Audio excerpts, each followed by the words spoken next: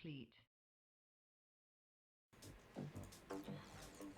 Hello everyone, my name is Nico Bree and welcome back to the channel where we are designing the shield transfer array, and we've gotten to the point where we are now modeling the actual projection piece where the actual shield transfer effects and the nanite effects would emit from.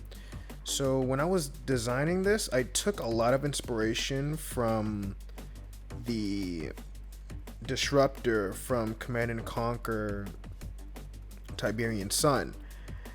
And, oh, excuse me, it's Tiberian Sun Firestorm, I believe. That's when the actual disruptor was introduced.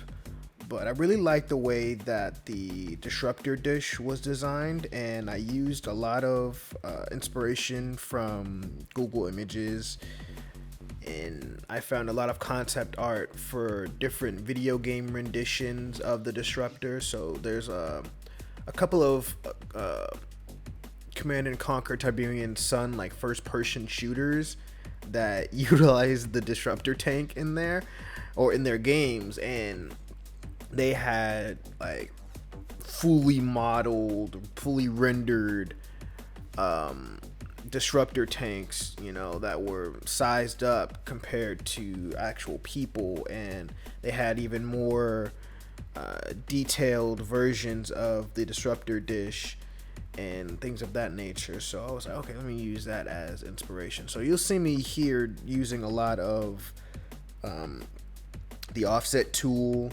You'll see me using the divide tool for the lines, and a lot of extruding and pushing and pulling and copying and pasting, of course, to really just get that shape that I feel is, what I feel is cool, what I feel is right. So it's gonna take me a minute, honestly. With this entire process, I was not satisfied with any of my sketches until very, very, very end.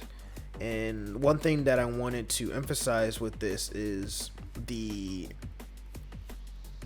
I wanted the look to match what it was going to be doing. So I imagine like the EVE Online shield transfer effect, coming from this, or I imagine like a magic kind of effect from like an RPG or something, where like a shield is projected onto somebody or someone's healing someone or something of that sort, just for reference. So I was like, okay, well, what would that look like? And just randomly that I just thought of, the U.S. Army actually utilizes I don't want to say it was a directed energy weapon tank. I think it was like some kind of thermal energy vehicle. It was like this, it would take like, no, it was a microwave tank. Excuse me. Just remember now. It was a microwave tank. Basically, or microwave Humvee, technically.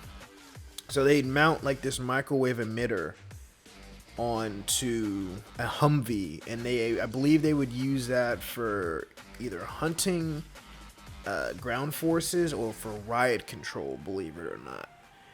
And the huge microwave dish that they use for the Humvee was definitely a little bit of inspiration, or kind of like an idea of where I was kind of moving with this. So you'll see me kind of playing around with the cool like hexagonal shapes, and you'll see a lot of playing around with angles, kind of give it that that kind of feeling that maybe it could be like a satellite dish also, some, just for the sake of shapes and stuff like that. That's kind of where I was going with that. So just keep that in mind, as you're watching, and then you see where I may copy, paste, mirror, and I'll just play around with the shapes. That's essentially what the main point of getting to that advanced level, or at least that intermediate level, where you're just, you have an idea of what you want to do, you know how to use the program, so now it's just a matter of playing around with the different settings and the functions until you get what you want. And it doesn't hurt to, of course, look at inspiration like I have for a lot of my models, but one thing that I do want to emphasize is that you don't mimic every single aspect of the reference material you're using. That's something that I didn't want to do with this also, which made it a hell of a lot harder, believe it or not. Sometimes, when you have like that particular image, a particular idea, and it's just like, it's just like that, but you want to copy that, or use it for whatever part of your model that you want to use it for. You can run into trouble sometimes with that, because you'll be focused on trying to mimic that specifically, and then when you don't do it specifically, you get upset and you're just like, screw this, and then you get done, you get discouraged. So that's one thing that you want to be cognizant of and get away from. The next thing that I want to kind of cover is just understanding your flow. There's something that I come and bring up with every video that I make, or I have audio commentary explaining what's going on. Understanding the flow. If you don't have a good flow going, sometimes it's good to just take a break, come back to it, or if you're under pressure, just do what you can do. And again, just a matter of playing around with those shapes until you have something that is fresh and something that you can work with. And then, of course, save periodically so you don't lose your content, you don't lose all your progress. Think back to when my flash drive crashed and I had all my stuff on there. Make sure you have backups. And yeah, that's pretty much about it as far as what I did with this video. It's just me playing around, like I said, and using the references that I found online.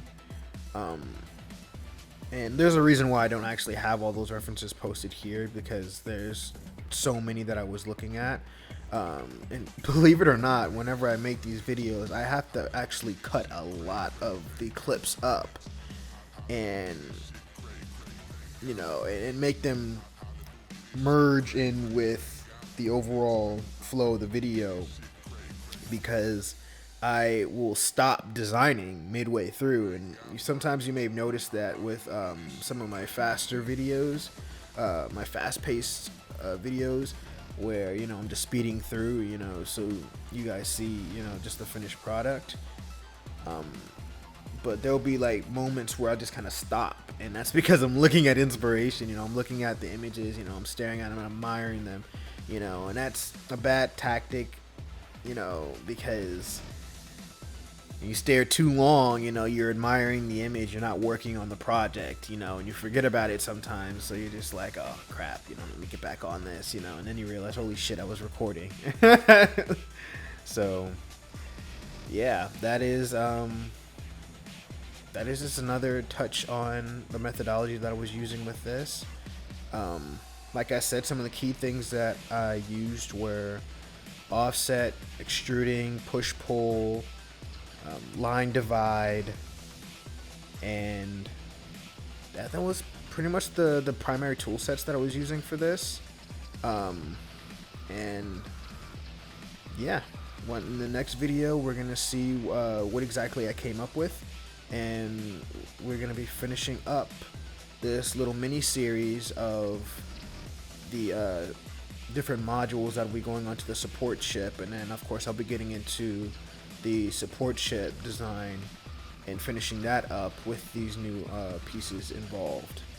So with that, I thank you guys for coming out and watching, and I hope this inspires you to want to do your own models. This is what I do. This is what I want. I would love for you guys to inspire me, and put your stuff out there and add to the sci-fi community. That's what this is all about, And I'll see you guys in the next one.